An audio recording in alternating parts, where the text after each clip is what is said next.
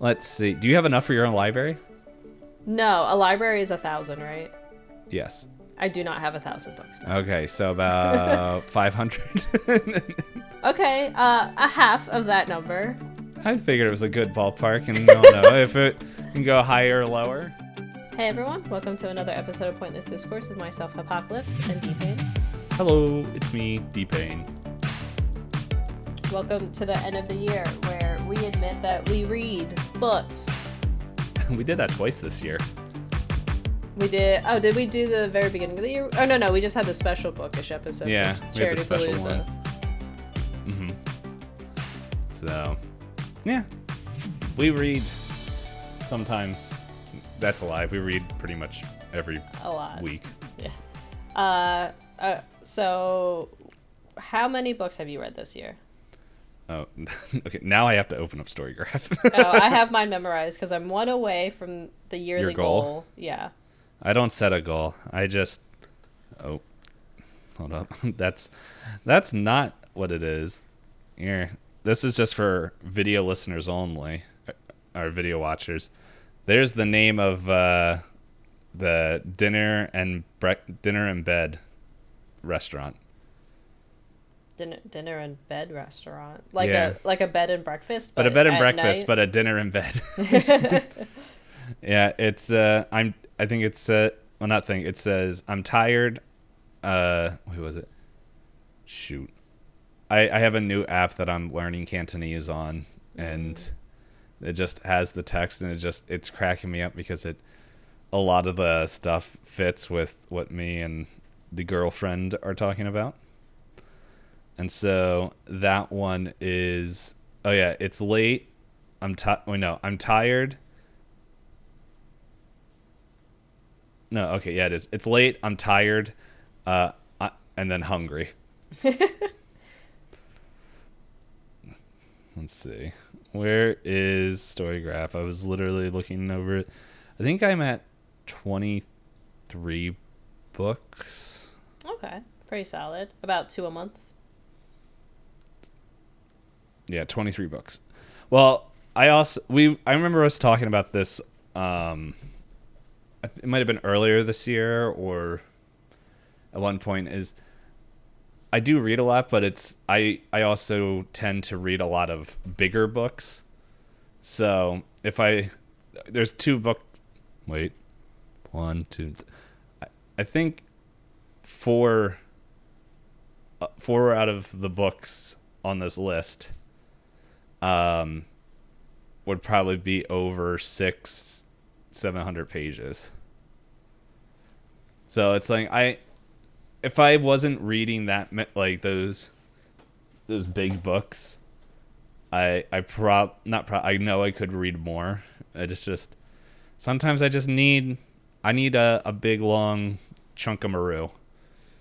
But That's yes. what she said. No, that's what I said.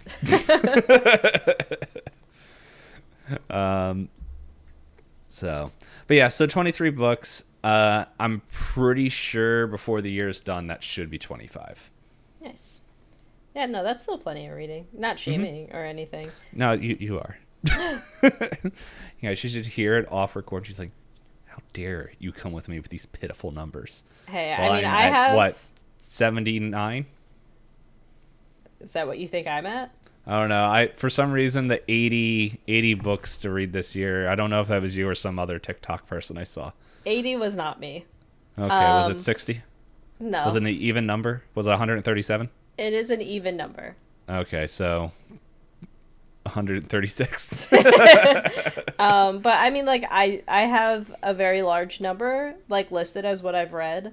But I have a mix of, like, the typical, like, 300 to 500 page books, also mixed in with, like, novellas and graphic novels and things that are a bit zippier to read.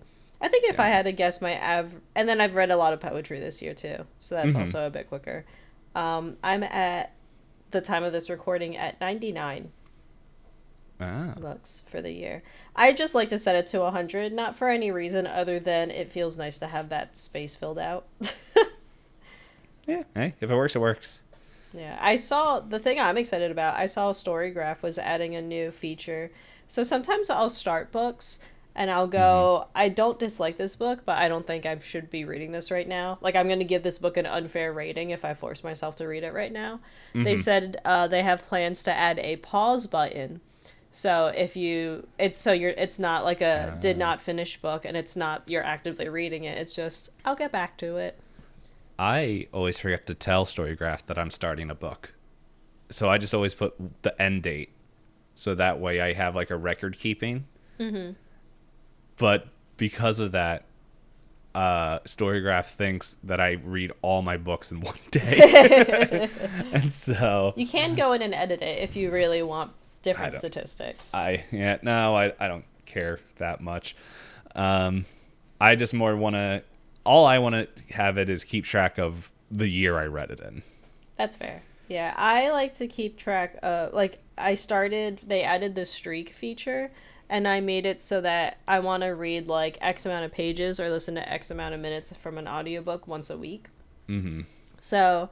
I'm not good at, like, tracking every day how much I've read or what I've read, but I at least try to do the start and end dates of books and keep those up to date, so then they can go and fill in the rest of the math for me to say, like, oh, for you to get to that percentage of the book in the week, you must have read X pages.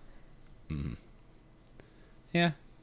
No, I do think, and this kind of has to go with what I was mentioning earlier, next year, I think my reading goal is that I want to read. I don't want to just only be listening to audiobooks. Now, if you look at my Storygraph, it says that I did read one print book, and that's because I chose the wrong edition, and I'm too lazy to go back and switch it.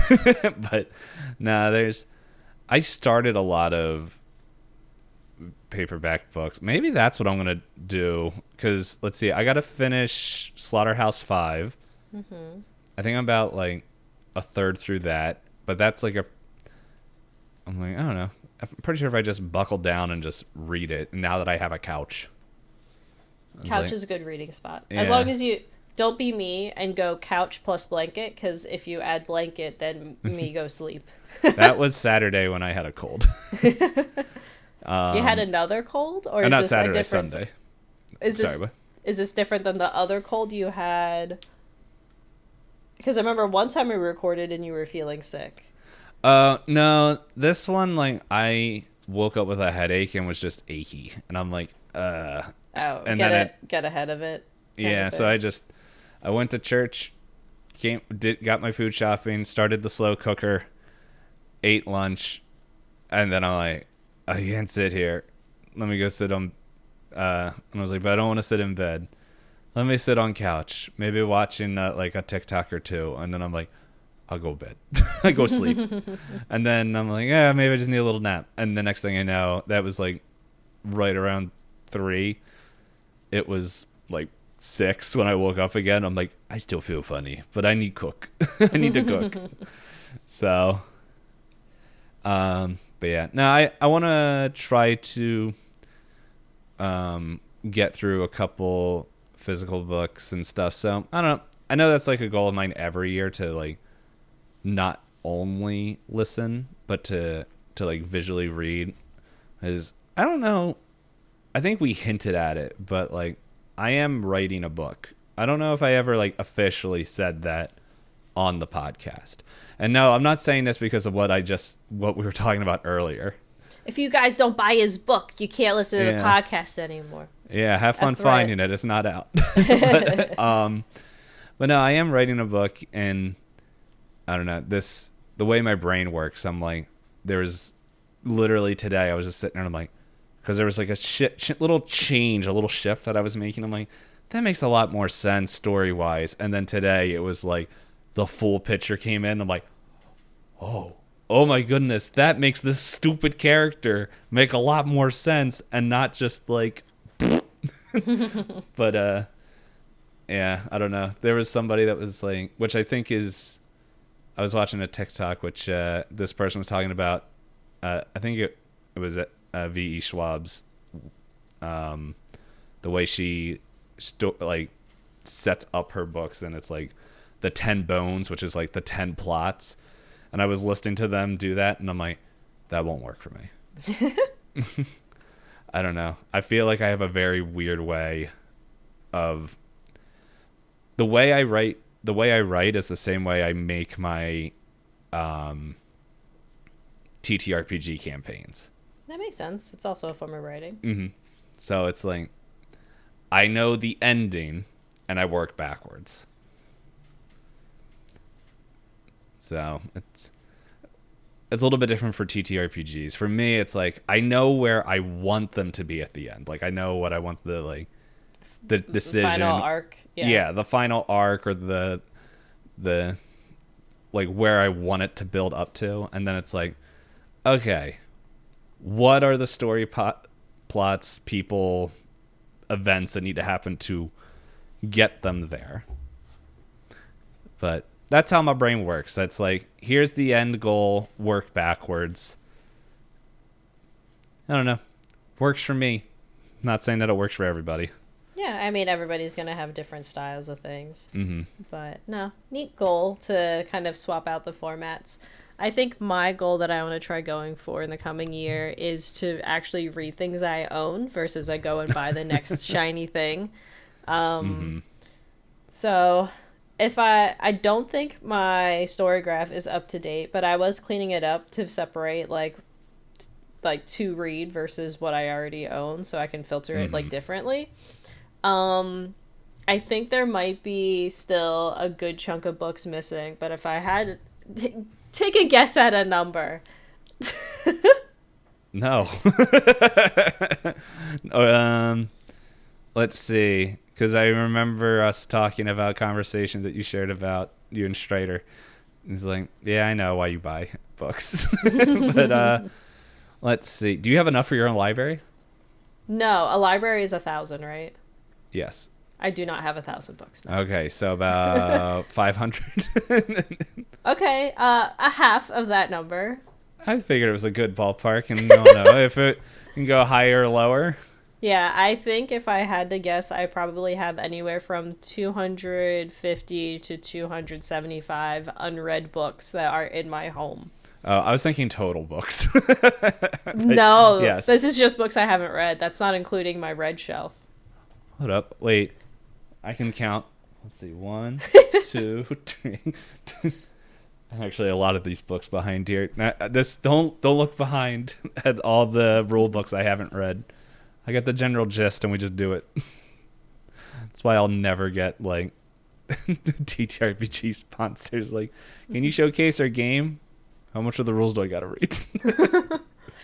But yeah, so do I have it with me?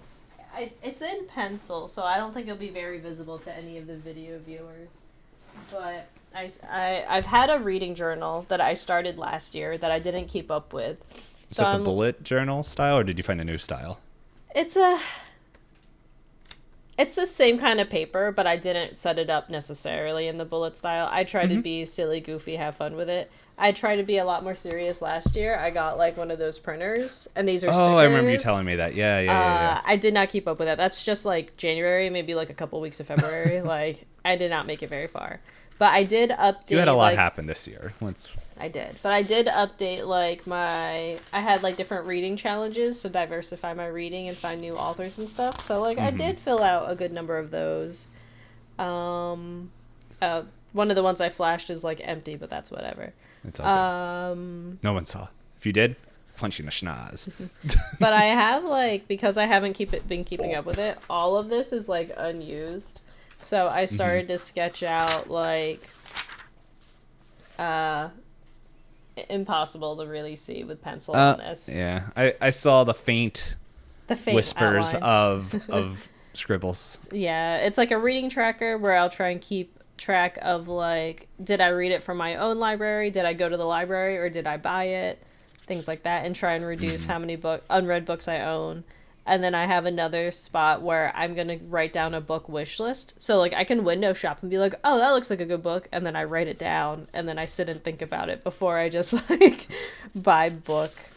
And then ideas for things to do if I read X amount of books I already own. And just silly, goofy things like, oh, make myself a hot chocolate to be like, good job. You did this thing. This is my wish list. Inaudible. See, the thing that at least you restrict yourself, you wait for the credits. I do wait for the credits. The problem is I normally forget that I have this wish list, and then I go get other books. Oh wait, Okay. oh man, this is one of these moments where I'm like, I wish I could live in the world of unknown until you told me something about this author, because I really like this one series that he just so happened to write, but now I'm like, I don't want to buy more of it. Everything's icky. But I Yeah. do like, I don't know, have I shown you the stickers on my reading journal?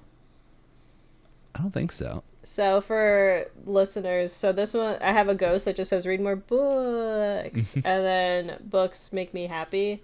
Banning books is bananas, and it's a little banana. I think this one is read more books, give less fucks. And then Stardew Valley guy. And then on the back, it's things, it's the trauma. Read a fucking book. And then the little girl from, yeah, Spy Spy Family. Family. And then just Anya. a cozy little fox reading a book. So, like, I like how it's decorated and everything. I'd like to get more use out of it. I even have, like, notes where there's a couple nonfiction things I started picking up for myself, like cookbooks and things. So Okay. I try to make notes of, like, easy things to garden indoors and, like, different recipes that I wanted to, like... I've started transferring my recipes that I like so that I can have them without internet into postcards, into a nice Okay. little guy. I've been thinking about that. My biggest problem, and don't worry, guys, we'll be getting to books. But if This this is all is your book related. yeah, no, I'm just saying, like, we will get to our top books. But if this is your first time coming into here, sorry, we ramble, and actually we started early for us. And what I will say, even though we started early with rambling, this is the most on topic rambling Yes, we've done this in a has long been. time. I did have someone who was like, "Oh, I'll share this because it won't happen yet," and I'm like, "No, I like book conversation that we're having. This is like the. It's a sign, but we already planned out all next year, so." Yes. Also, welcome to our podcast. But no, there was something I was planning on doing. I keep over the past, I think, month or two, I've been toying around with the idea of, because for people who don't know, I cook on stream, and I do pretty much, how many weeks are in a year? 54? 52. 52? So I probably do anywhere between, depending on how extensive it is, I'll do like a new recipe a week, and it will be, I'll pretty much try like 50 to probably like 55, like somewhere in that ballpark of new recipes every year, of cooking from all over the place. And I keep, this year I was like really toying around with the idea of writing them all down, like not all of them, but the ones that I really liked. So that way, like, same thing, like, oh, I don't have to keep wondering where this all is in the internet, and then I can give credit to be like, oh, this is from this person. But the big thing, and it's literally just how my brain is wired that's stopping me from doing this, is I don't want a breakfast, lunch, dinner, snack, dessert cookbook. But like at the same time, I'm like, I want it organized where it's like, here is the breakfast, like here's the like the soup section, this whatever that would fit in to whatever weird genre my brain is going to put it in. Because like I don't want to be like, oh man, I want to make this, like for example, this week I made black sesame seed lace cookies. It is also, I think this year, one of my favorite TikToks that I've ever made. It also got people mad because I wouldn't share the recipe because it was shared to me from a cookbook. And someone was like, "What?" I'm like, "Sorry, I don't share recipes that I had that were in a cookbook, mainly because they didn't have the recipe online. So I don't think it's fair to share that recipe." And then the one person's like, "No, I understand. Can I have the name of the cookbook?" To where I'm like, "Crap, this was literally shared to me." So I had to go ask. But then I found that the chef, like, she had an interview and she posted it online somewhere. I'm like, "Oh, here it is." But then this other person's like, "Well, why even do the recipe? Like, why you even do this?" And I'm like, "Because I like cooking and baking, and this is just fun little videos. You don't want me teaching you how to cook because it'll be terrible." But no, it's, if there was like a book or something that had like a notebook that had it like pre-set up and like different areas, and I'll be like, okay, here are the recipes of like these years that I could like scribble down. Yeah. I mean, like what I ended up doing. So this is actually like a stationery pouch, and I have it like I have in this front section like anything I would eat for dinner. So I mix and match like different, like I have a cardamom basmati rice recipe, but I always keep it next to my chicken tikka recipe because if I'm having one, I'm having the other. Mm-hmm. And then like in the middle, I have things that are like things I might want to start making from home. Like I have a recipe for like tortillas. I have recipes for like breads. I have recipes for like muffins, like things I could buy, but maybe I start making from home. And then the very back, I made it as like ingredients that help me do other things. So like, I have a thing on like how to make peanut butter, tips on making breadcrumbs, stuff like that. So you can, if you do index cards, you can put it in any order you want. Yeah, it's I know I can, but I think the easy way of putting it is it's the brain goblins in my head that will stop me, because it's like, I'm like, I will not be able to find it later. Like, I know it's in that mess, and I won't want to go back through the mess. And so it's just, I don't know. One of these days, I'm just going to sit down and be like, okay, you either just got to get, like, a book of, whether it's, like, here's nationalities, like, or not nationalities. Regions. Regions. That was, yeah, like, regional dishes. Because next year, I know, at least to start off, I'm going to be doing Cantonese dishes. Because my girlfriend's from the Cantonese area of China, and like her parents obviously come from there as well, and they're like, yeah, no, if you learn those dishes, like you'll really win points. And I'm like, well, I don't want to just win points, but I also like learning more about the culture and that stuff. So it's I know that's something I want to do, but it's like, yeah, it'd be nice to like keep a record of that and not have to like hunt down the recipe again if I want to do it. Like sometimes I have to scroll through my Instagram for like 5 minutes while food loads, while I'm like hoping to find the right thing. Yeah, that's where I got. And then I started to get really annoyed with some of the advertisers that some of the recipe sites I used to use. Mm-hmm. Not for like, there was one that would take audio.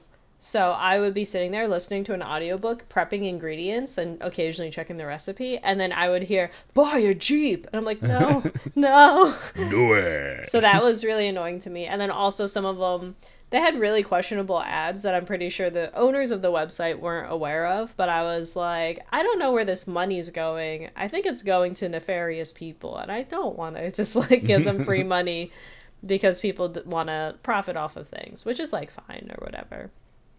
But yeah, so like you said, you finally plugged that you have a book in the works. Maybe next year, to help me track and get myself to reduce my number of books, maybe I'll start like a Substack or something.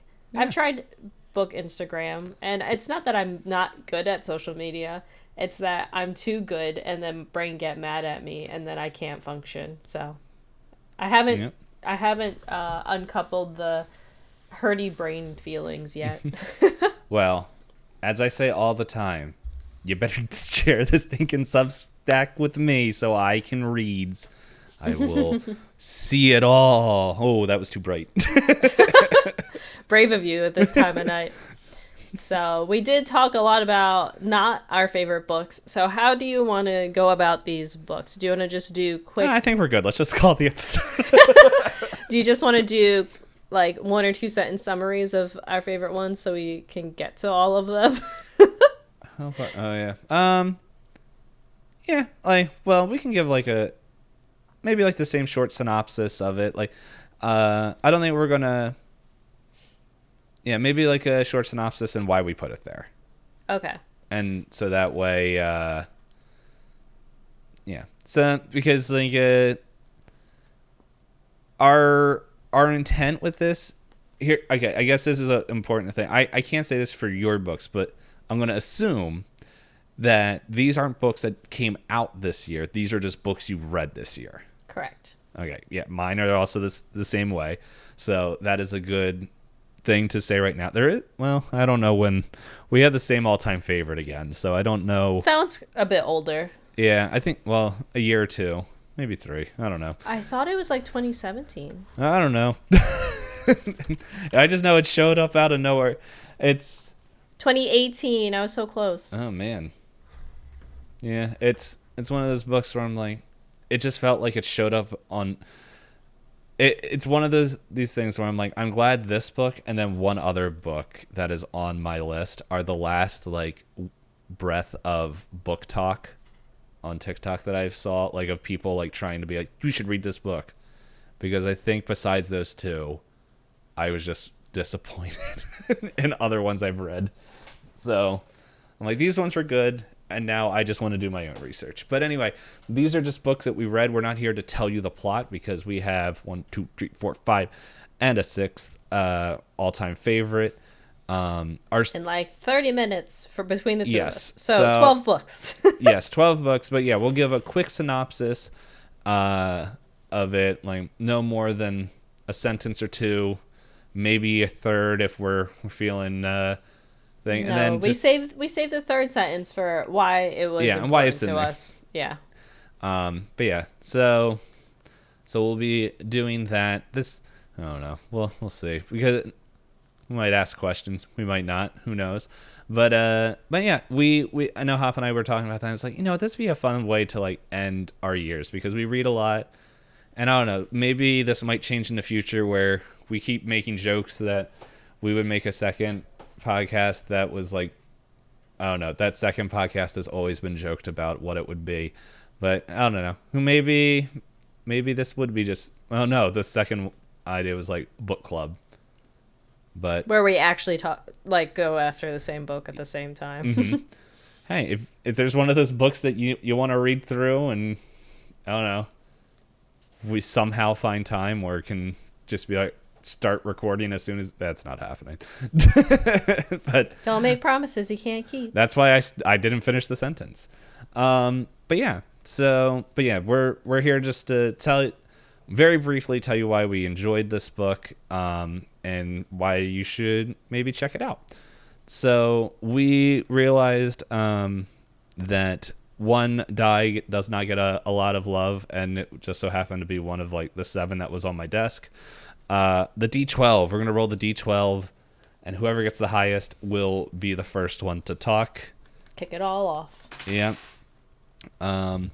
But I guess while we're rolling, real quick, our 5 categories are contemporary and literary fiction, horror, fantasy, historical fiction, and science fiction, and then we'll be closing with the all-time favorite.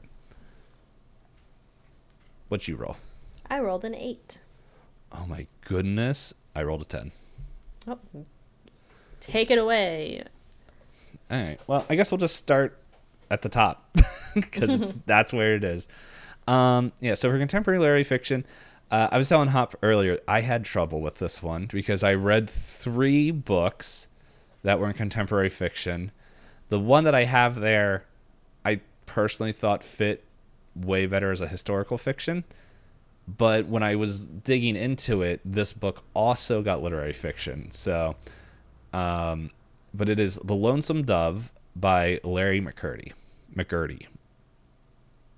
I think I'm pronouncing his name right. So in short, it is a book back like in the Wild West times. I can't fully remember when, but we follow these 2 guys that were Texas Rangers, retired Texas Rangers, that get this wild idea of taking the largest cattle herd from Texas all the way up to Montana, because in Montana that is where like it's unclaimed land. So they're going from making their way up there, and it's literally the adventures of them going from south to north, while the echoes of their past are heard throughout the land, and like their legacy, while sometimes the past comes back to them. But then there's other stories that get mixed in with it, of just other people of this cattle crew.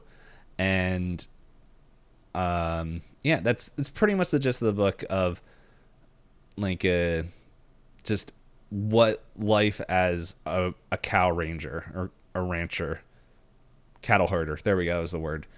It is like back then. And the reason why I put it here is, I mean, cowboys, I think westerns in general, I feel like only get shown in the movies, where it's all like we're hunting down bandits and we're hunting down other people that we don't like and blah blah blah, guns. And this one is, I think it did a really good job, and I think it was Larry McMurtry's intent, which it kind of got a little bit lost in translation, of showing how tough life was, not just like living and in that time period, but also just how lawless it was, and how law never was whoever pretty much shot first, but then also just the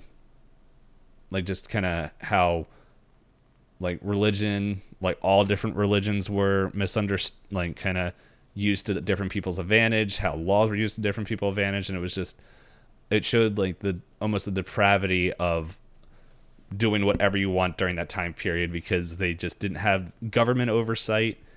And yeah, just the chaoticness of that, while we're in this pocket of somebody who was keeping it together, but then also having their own internal struggles with different things going on. But no, it was a really good book, and it is definitely written in that time. So, yeah, it's just, there is some terms of that time that are written in there because of just the time setting.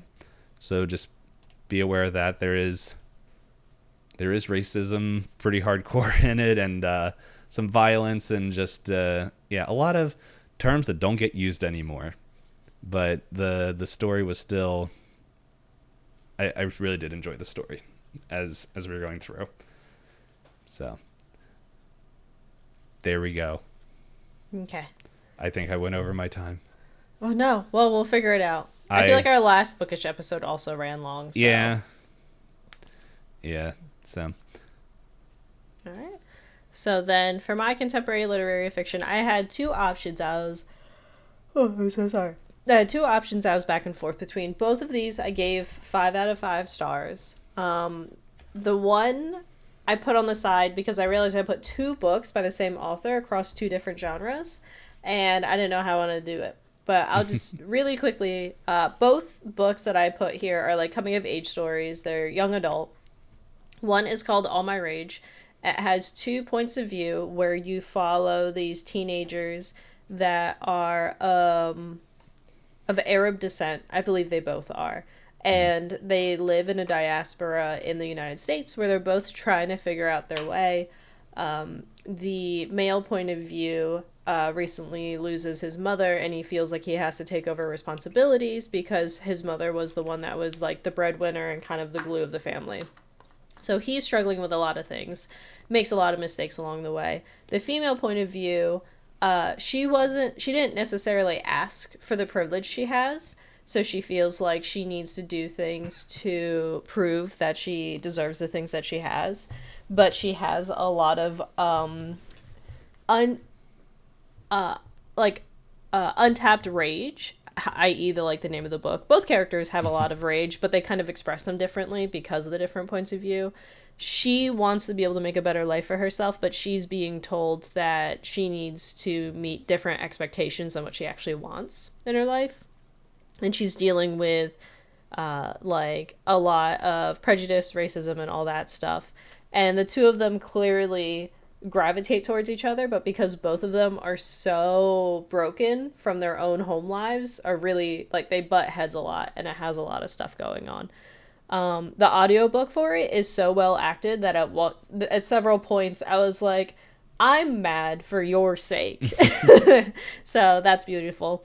And then Only This Beautiful Moment is, I believe, from 3 generations. You have 3 kind of moving timelines where it's a family story, And you kind of start off with a teenager, so that's why it's like young adult, and then you learn more about his father and then his grandfather and their history of diaspora from having to leave Iraq, and how it's kind of affected the family because some of the family members are queer, but because of like traditional Muslim attitudes, they have a lot of like, internal stuff that they're battling when they want to still acknowledge their culture, but also are scared of it in some ways.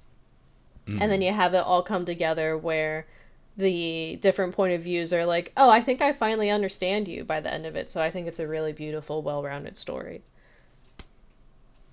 Done. And what do they say? And I release or... Oh, I think I forgot to say the title for the second one. The second one is Only This Beautiful Moment by Abdi Nazmin. And then the first one is All My Rage by Saba Tahir. I believe the author for the second book has a really popular book called like a Love Story. I own it. I haven't read it yet. I saw Only This Beautiful Moment on display at my library, and I picked it up, and I was just like, oh, this is a banger. I think you mentioned the name. I don't think you mentioned the author. Okay. Do you want to start off the next one? Okay, we can alternate. Yeah. So then our next category for favorite books that we've read within the year of 2024 is horror. At first I was scrolling through, so I actually joined a horror book club after the first third of the year. And a lot of the books were like good, but I was reflecting on them saying they're not like perfect. But then I remembered I read this on my own time. The title of the book is The Spirit Bears Its Teeth by Andrew Joseph White. The summary of it is you have this kind of supernatural version of, I think it's London, and where there are people that can convene with spirits, and there are people that marry people that convene with spirits because it gives you a lot of power and influence. But the society is very patriarchal, where they decide that the only people strong enough and have enough constitution to speak with spirits are men. And the main character is trans, and a lot of people see them as only being female, and they are set to get married off because they have the genetics to like imply that they can convene with ghosts. So they want to marry the main character off so that they can have children, and etc., etc.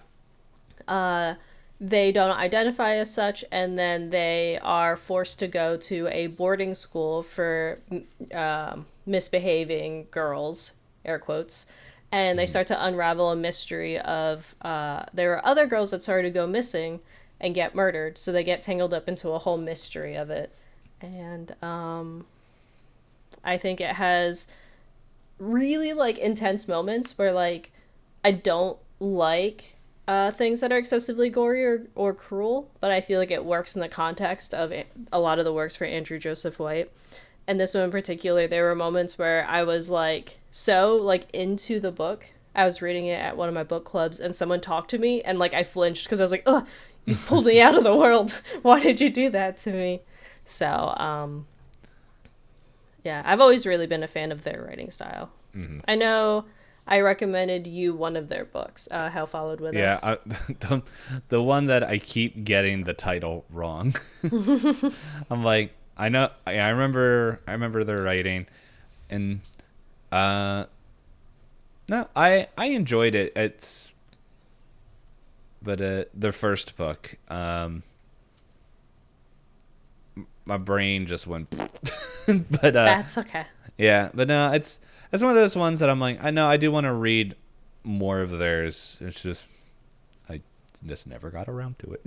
Yeah, if you for any of the listeners, if you're interested in reading from something that's like a pretty diverse perspective, they're neurodivergent and trans, and I think it's well worth it to read from all types of authors in all different walks of life. And I think that the way they depict things like autism and body dysmorphia is something that I was like, oh, this helps me empathize with others better.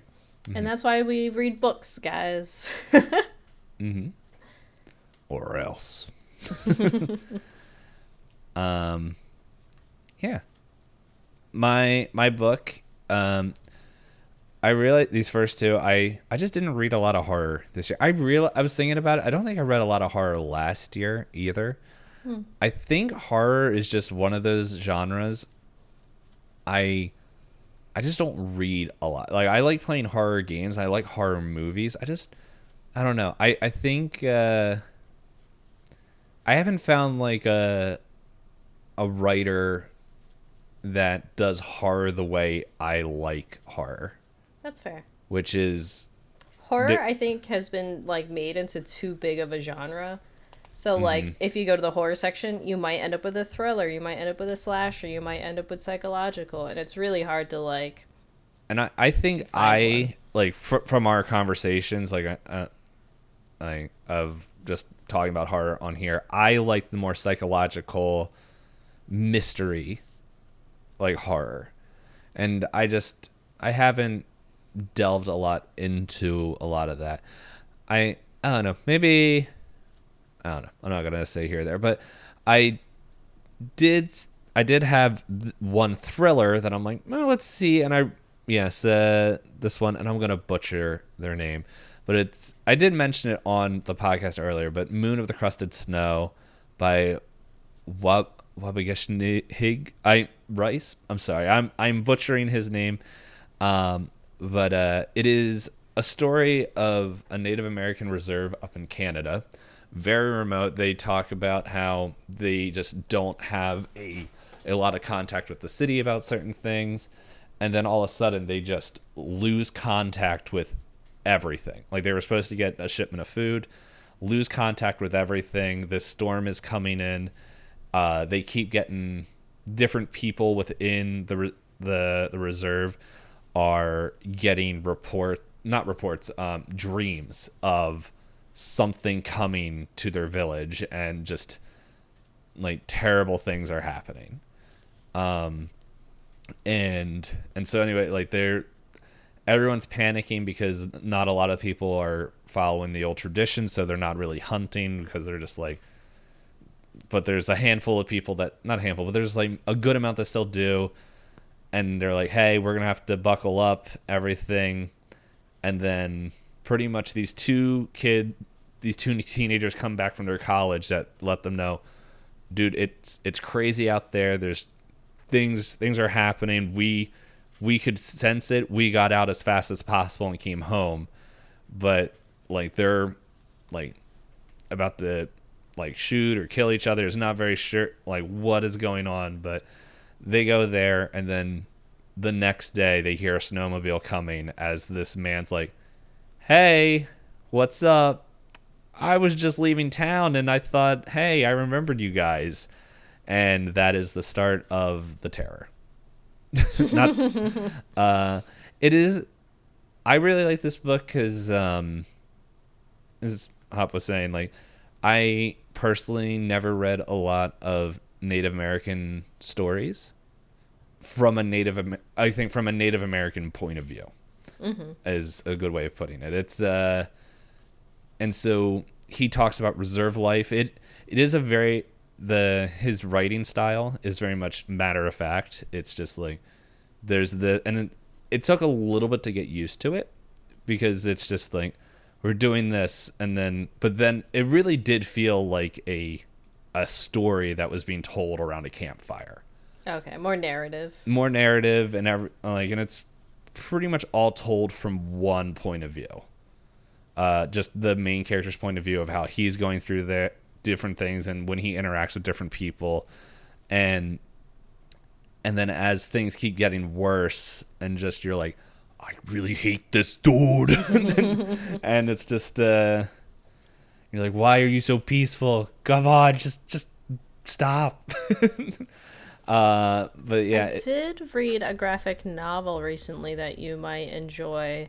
I didn't get a chance to go to the book club for this because my rabbit got sick, but I think I remember you mentioning it.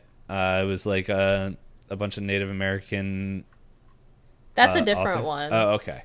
This one is more like a horror. This one's, I don't think it has any Native American authors or artists on it, but it has that similar vibe of like Suddenly everybody's dying. What happened? Okay. Yeah, I'll have to keep an eye out for it if it goes on sale or something. Um, but yeah, but no, I do think this is really neat. It was his first book, and there is a second book in the series that I do want to pick up at some point. I just, for me personally, I need to take a break after reading the first one in a series. Otherwise, No, I do I will that get pretty burnt often. out. Yeah. To where I realized I'm like, I need to get back into this series because I need to know what happens next. What is it? The Jade War series. Um, but yeah, I do think it's really uh, it's a short book. It's definitely more of a thriller, not much of a horror. But yeah, once kind of as you were saying, like with the Spirit Bears its teeth, where you were just in the world. Like I was just in that. Like I was listening to it at my old apartment, and I'm like, I was just feeling the everything that was like that they were going through and then I was like, oh, I haven't eaten in like at all tonight. So yes, I would give high thumbs up All the way up there. all the way up. So yeah. Whoops. Yeah. So, well, for flip flopping, my next book that I have here, next genre is fantasy, and this is one of the, well, yeah, one of the other books that I've saw off of Book Talk, called "The Will of the Many" by James Islington. I think I'm pronouncing that right. It is the first installment of. I don't know the name of the series, and I don't know when the second book's coming out. But I am interested in the second book because I think this one does a lot of really good world building. It is a dark academia book that is set in almost classical Rome, Greek culture. I think more Roman, of just pretty much the world is set up with the higher ranks that you are. They go off, and it's been a while since I read it, but it's got like everyone has a number rank, and the higher you are, is you have a certain title given to you that's like a 1, a 2. It equivalents to a octo is the lowest, and then 7, 6, 5, 4, 3, 2, 1. And they are kind of at this school, kind of doing testing to get as high as a rank, and the main character is, I was like, hold up, that's a spoiler. But he is, Uh-oh. yep. No, not the ranking. What I was about to say is a spoiler. But he is recruited by this person to pretty much to go to the school to find out why and how his brother died. And to eventually get to a place where he can be kind of free of this system, because what is going on, the way it's set up, and the big thing the main character has a problem with it is that I think it's succeeding or seeding to higher ranks, and they pull like this energy from you called will. And so since the will of the many, so the higher rank you are, you almost get superhuman abilities by siphoning this force or life force or will from people. And so yeah, so there he has this big problem with that, and there's this whole kind of story thing that's going with it. And I really did enjoy the story. It was, as I said, it's the first, and I really hope it's not a long series, because I have a hard time when it's like, there's just a 30-book series. I'm like, oh no. But no, it was a really good book. And then I believe that it set up the world and the characters really well as telling a good contained story, but then leaving it open for future things. I will say that I do enjoy dark academia, or just academia books that of there. I will say this one is kind of similar to, I feel like that's kind of coming a little bit of, I guess it would be a trope of person is mad at society but gets a thing to make sure they can get revenge at society by going into the place that they're mad at, if that makes sense. Kind of. I guess I can see where you're going with that. Yeah, it's like I'm trying to steer away from spoiler. I'm trying to think if there's a. Okay, I think this is a good example because I think this book has been out. I know it's pretty popular, and I don't know. I thought it was okay, but I think Red Rising. That's kind of has a little. It's more war gamey, but like how the main character in there is like, I have a beef against the world here, but I have this high ranking person's giving me the chance to do this if I become what I hate. Okay. And so I'm realizing that in a lot of like kind of these, I don't know, I guess these like kind of dark academia style books, that seems to be like almost not a catch-all, but it feels like it's becoming more of the common denominator for the main character. And so that one is in there, and it could just be the ones I'm reading. I will say, never mind. I was bringing another book, but I haven't finished the book. But a book that Hop and I both talk about, I will say that is not the case for that one. Yes. All right. I relinquished my time. Okay. So I will ask before I jump into this other fantasy. Mm-hmm. We are approaching the hour. Do you still want to do the last two sections? Do you want to talk about those a lot? Because we barely finished 4 books in like almost a half hour. That's why I'm asking if you're going to do another 4 books and then another book. I'm okay. Like the ones that I have listed there are like, okay. Maybe we can just say the names of them at the end. Okay. But you see what I mean? Like, yeah. I think it'd be hard for us to give them the fair shake with not a lot of time left. Mm-hmm. All right. So then I'll jump into my fantasy really quickly just to make things even. So, like I said, I had the same author for different categories. This one is another book by Saba Tahir. It's the beginning of, I think, a 4-book series. I've only read the first one in the series so far. But Storygraph doesn't want to load. Okay, don't give me on Storygraph things that are like 0.1, 0.2, 0.3. Okay. I guess technically at that rate it's a 7-book series, but I'm only going to worry about the first 4 when I go in to read it. But this one also, funnily enough, says it's inspired by ancient Rome. But basically what we have is this is another dual point of view book. One you have is Leia. She is a slave to the bigger empire. And the bigger empire, you have the point of view of Elias.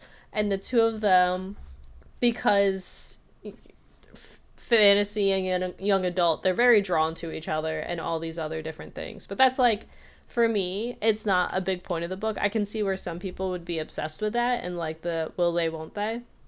But I liked it because it wasn't the only reason the two characters exist. So it was a lot more tolerable for me. But really, we follow Leia, who she is trying to find ways to get out of the thumb of the ruling class. And she's found herself having to resort to talking to a rebel faction that her family has been betrayed by, but she's like, I don't have any other options because there's nobody else that's brave enough to go up against the ruling class.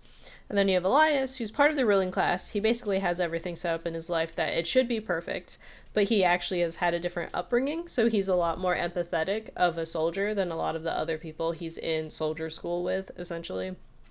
And so we have Leia, who's trying to subvert current like power dynamics, and then Elias, who's like, maybe if I become powerful I can slowly change the power dynamics of society. But both of them are seen as like basically loners in their missions, because for Leia, she's like, I have nothing to lose other than just dying, and that sucks because then I don't finish my mission. And Elias is like, I have everything to lose, and I don't care if I die because like I don't like what my future is set out to be.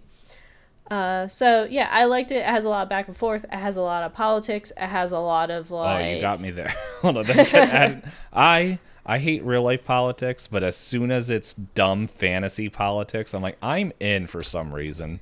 Yeah, it's got like really good fantasy politics. In terms of like the way I would think of it, it's not like heavy political in terms of how the politics works, but it's heavy political in terms of like classism. It does a lot of investigations on like the classism.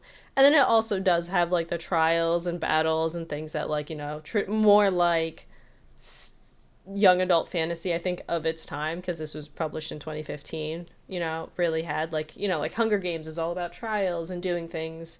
But I really liked that we had basically like the prince and the pauper kind of perspectives, where you go in and you're seeing how things are screwed up on both extremes of society.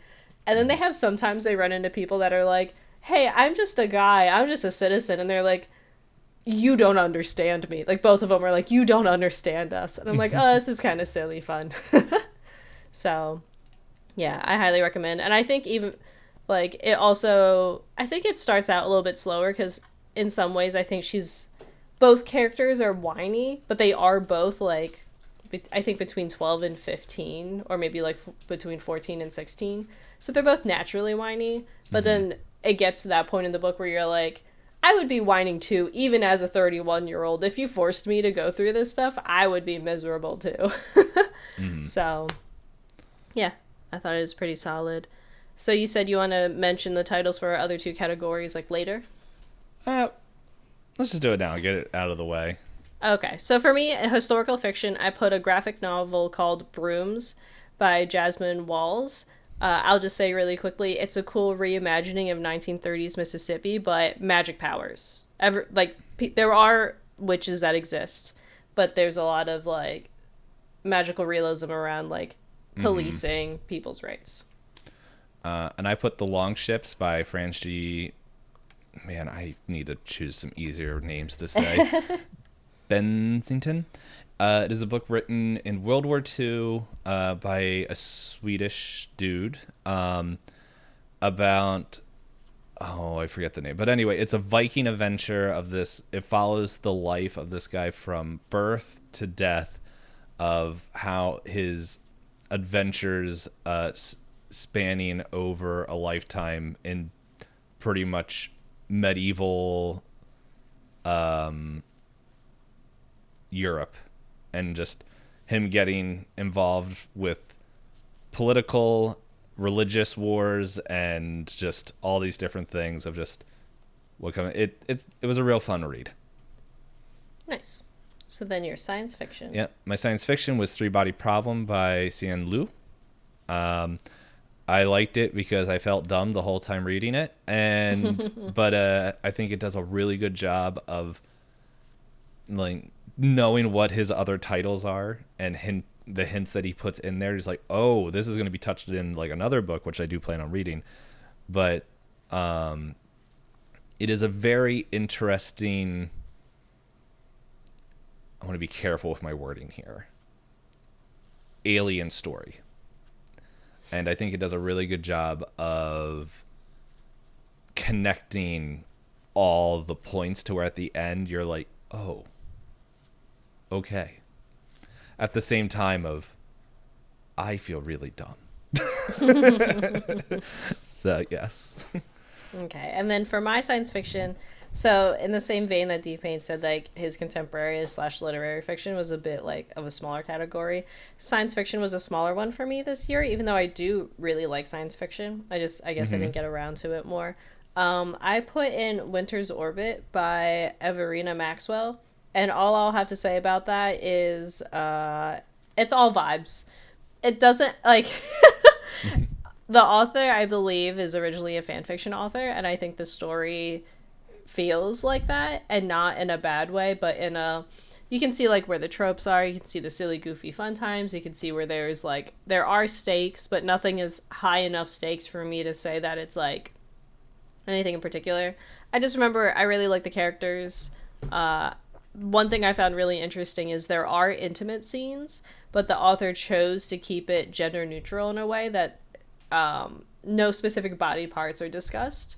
So, like, if you are someone who doesn't, like, necessarily identify with anything in particular, I think it's a cool book to, like, read or listen to, where you can have intimate scenes between characters and it still feels intimate without, like, things being described in detail. You can, fill in what you need to for the characters. And I don't think I think there are some gendered pronouns, but some characters are not gendered, so then you can also find different ways to relate to characters in that way. So, can I give neat. a second science fiction since you gave two for contemporary? I'll keep it brief.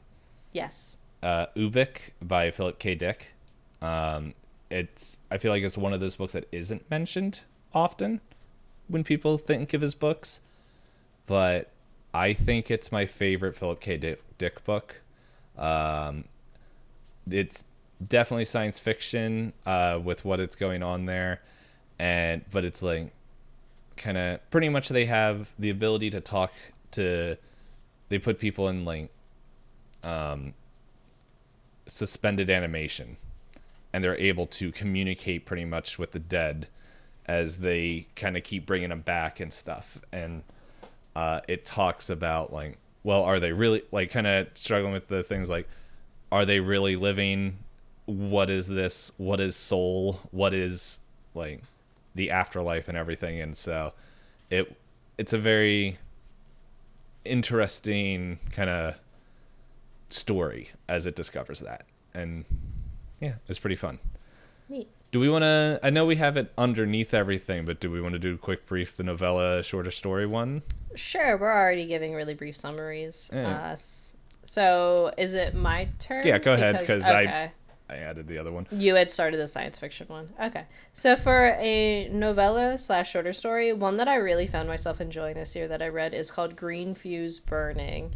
That one is by, I forget if she is 100% native or she's mixed race, but I do remember it has discussions of different traditions and beliefs in native cultures, and it follows someone who's an artist who's struggling with grief, and they find themselves unsure if they're seeing different things around them due to their grief, due to their like culture and upbringing and understanding of nature, or due to something being actually haunted.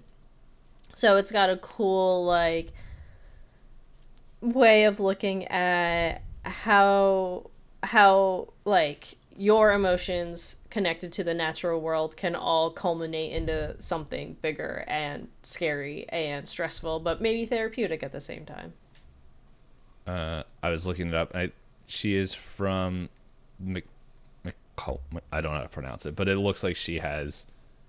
I don't see her saying that she's a mix or anything. It seems like she's all from. Okay, maybe. I don't know how to pronounce the tribe, and No, that's fine. Yeah. So maybe she made the main character mixed, or maybe the main character dates someone who is white. That might be the case. I do remember who would do such a thing?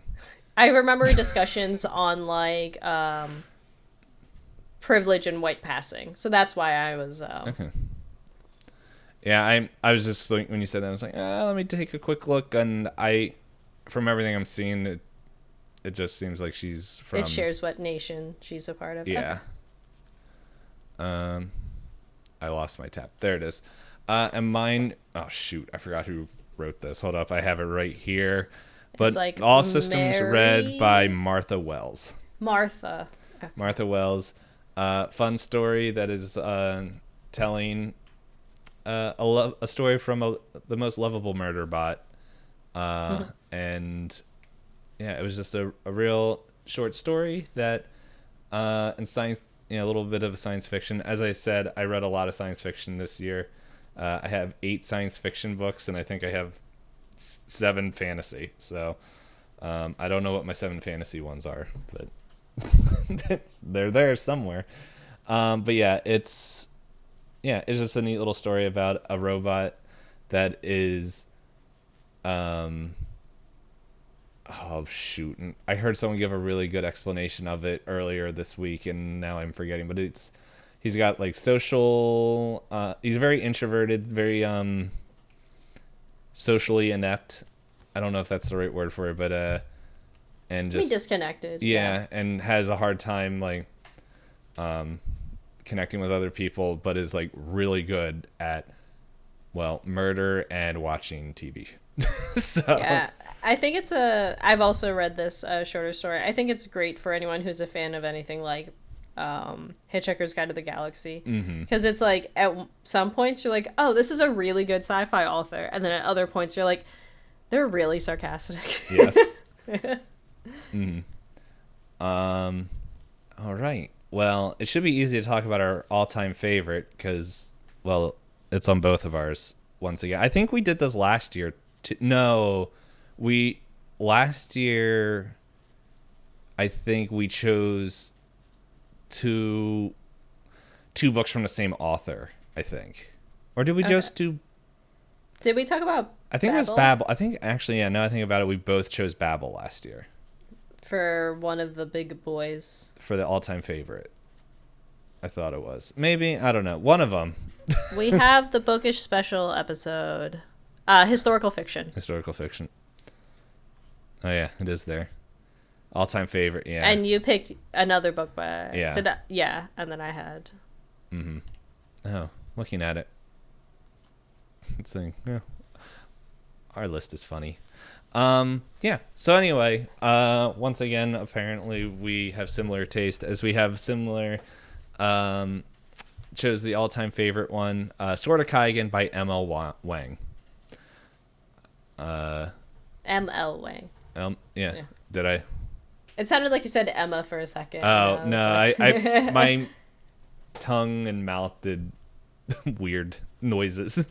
But yes, M.L. Wang.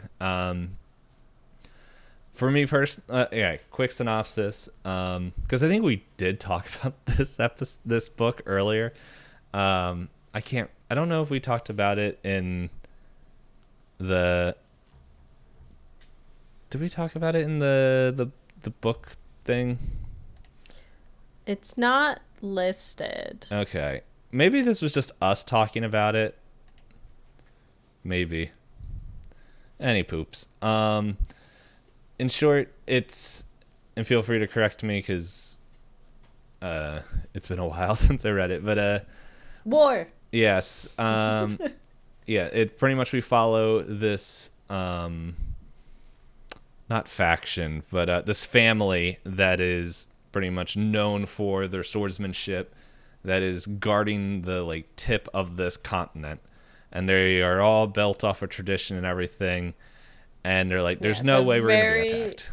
Yeah, it's like a very traditional Japanese family where you have this is our namesake, this is our honor, this is what our family does, we don't do other things. And other families who have their own namesakes are also good at particular things. And in all that, we do a deep dive on just the hardship that the mom... I'm totally blanking on her name because it's been a while. I should just bring it up. Let's see. I know they're all here. Should have brought this up earlier.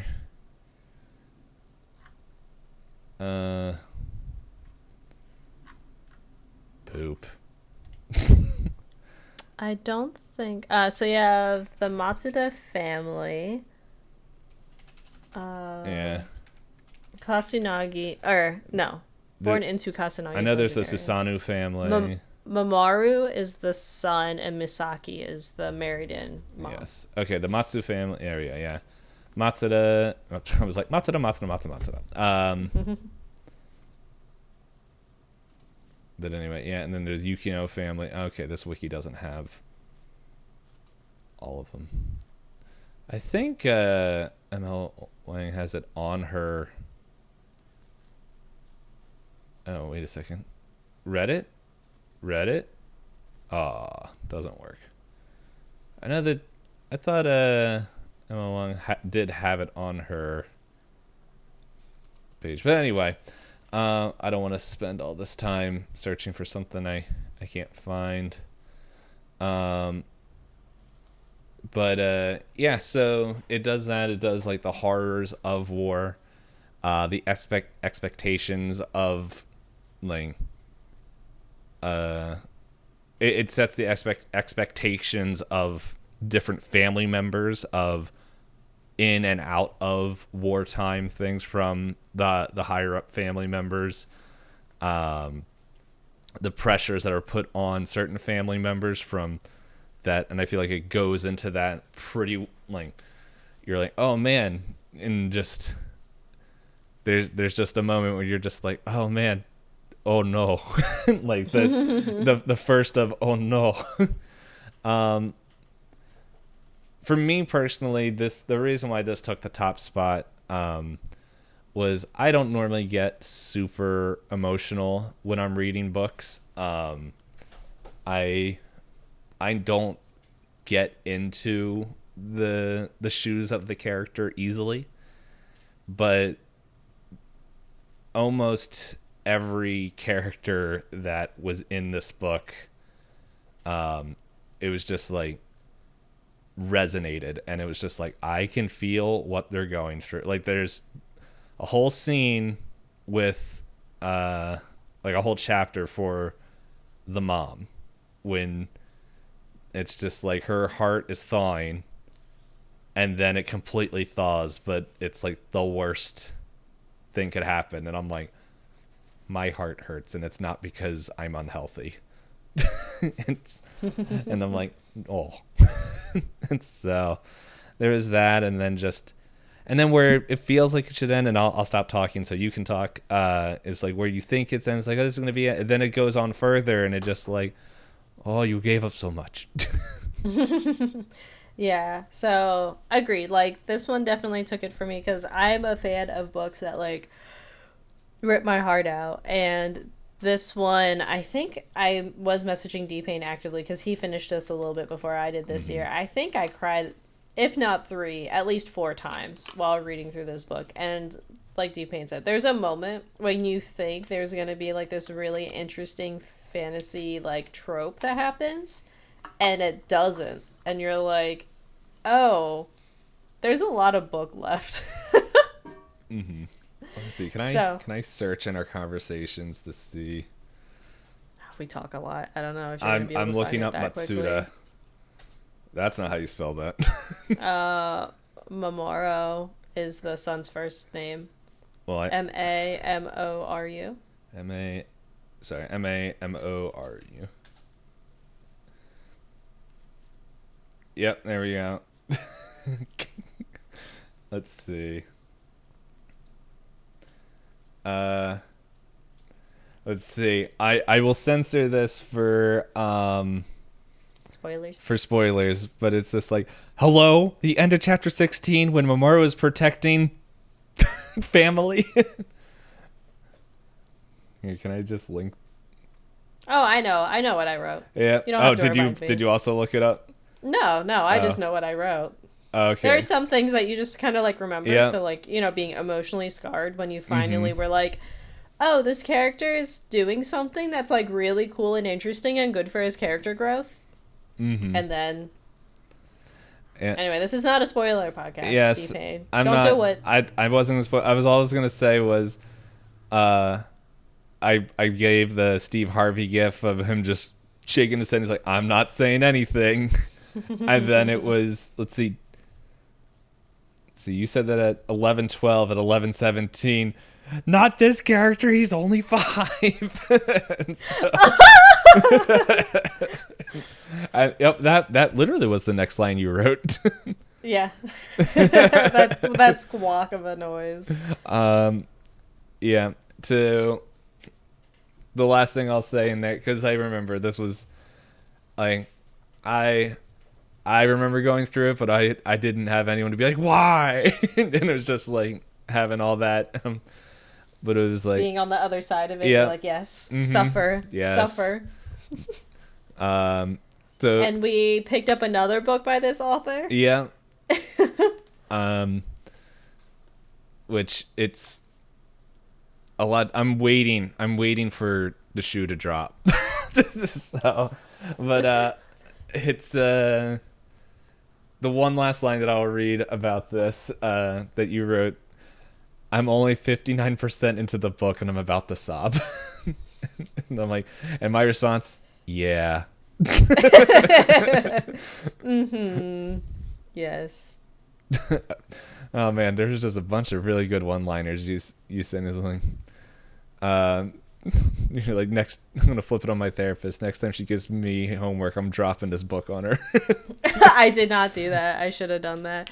No, it would be very interesting if we ever find a way. Maybe even if we only do like a once a month bookish, like book podcast that we only do once a month and we both read a book. Imagine me sitting there in real time saying these one-liners because it would be spoiler. It would have to be a spoiler podcast. Yeah. And then I'd be like, turn off the cameras.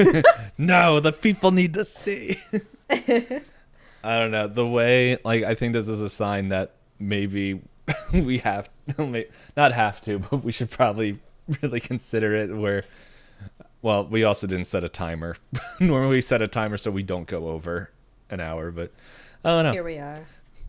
Maybe if there's a book that we're both interested in reading, it would probably help me read physical book better. True, because it would be like chapter dependent. Yeah. But also, next year would be impossible to do this in. We picked some really long form content for next year. There's always a chance. Yeah. So, once again, as we say every time when we're like, hey, if you guys really liked this, and you would want more, subscribe to our Patreon. If you find it, let us know. But no, we do enjoy books. We love doing this episode. I don't know. It almost feels like we need to do like a quarterly book report of like what we reading, what making you feel. Any suggestions? Of course, for me, I'll be like, I've been reading the same book for 3 months.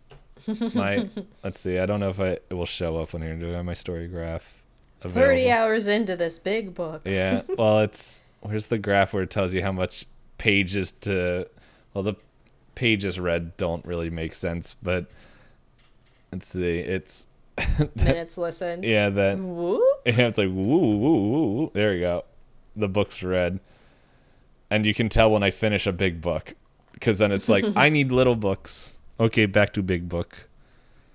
Oh, what was my 5-star ratings this year? Oh, also some Red and Sword of Kaiken. He did it. There we go. 4.5, Ubik. Which probably I should have put in there, but 3-Body Problem had recency. So anyway, thank you anybody if you listened to this so far. I guess we can share what we're doing next year because this episode comes out. It's the last episode of the year. It's the 30th. Hey, tomorrow is New Year's Eve. More books to read. Yeah.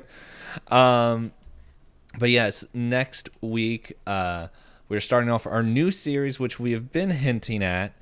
I know Hop and we've been talking about this, I think, off camera, but we wanted to do pretty much choose a director for every month and watch their like kind of most well-known movies.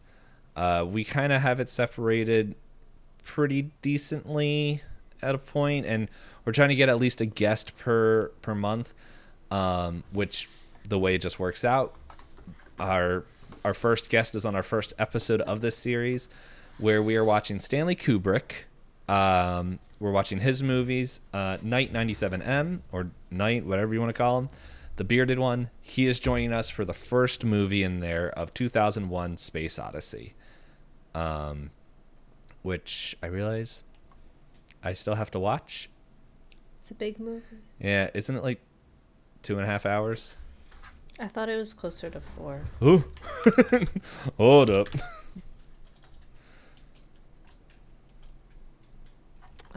Runtime. That's not how you spell Odyssey. It's one of those words. Oh, it is really only 2.5 hours. The way people talk about this, they make it sound like a really long movie. Mm-hmm. I was like, I thought it was 2.5 hours. If it's close to 4 hours, maybe it feels like 4 hours. But anyway, yeah, we're doing that. Should we let them know what the movies of Stanley Kubrick are, or should we just let them roll out as they roll out? Roll out as they roll out. Okay, so yeah, we're starting out with Stanley Kubrick in January, and yeah, we have all the directors, not all the movies chosen, but we have all the directors chosen. And yeah, we're starting off with 2001: Space Odyssey with Stanley Kubrick. And yeah, that is it. I hope you all had a lovely year with many cheese and fries. I can't think of anything. It's late. So, have a good. I'm waving. Thank you for this year of pointless discourse. We survived another year of babbling about media together. Yep. Here's to another one. Yep. And we didn't have any poison candy canes yet. That's not going to be the last true episode with poison sodas. Anyway, before I open my mouth again to keep yammering, goodbye and see you next year.